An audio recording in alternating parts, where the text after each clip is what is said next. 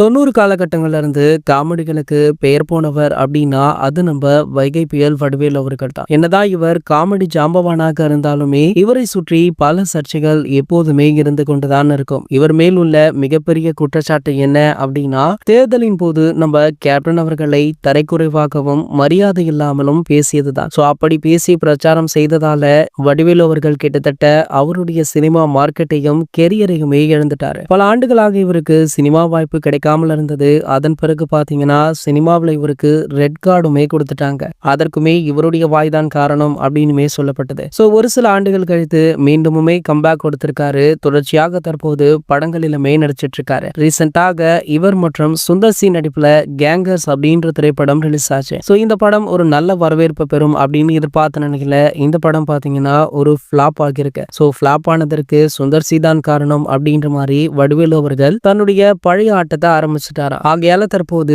பல ரசிகர்களுமே யோ நீ இன்னுமுமே திருந்தலையா அப்படின்னு கமெண்ட் பண்ணிட்டும் இருந்தாங்க. சோ இந்த நிலையில பாத்தீங்கன்னா வடிவேலு அவர்களுடைய ஆட்டத்தை இங்க மட்டுமல்ல பல நடிகர்களிடமுமே காட்டியிருக்காரு. நம்ம அஜித் சாருடன் ராஜா படத்தின் போது கூட இது போன்ற ஒரு சில செயல்கள்ல ஈடுபட்டிருந்தாரு. ஆகையால பாத்தீங்கன்னா அஜித் சார் அப்போதுல இருந்து வடிவேலு அவர்களை எந்த படத்திலுமே கமிட் பண்றது கிடையாது. சோ அப்படி வடிவேலு அவர்கள் அந்த படத்திற்கு தேவைப்பட்டால் அஜித் சார் அவர்கள் அந்த படத்துல நான் நடிக்கவே மாட்டேன், அவெல்லாம் மனுஷனே கிடையாது அப்படின்ற மாதிரி பேசியதெல்லாம் உண்டா. சோ இந்த தகவல் தற்போது வெளியாகி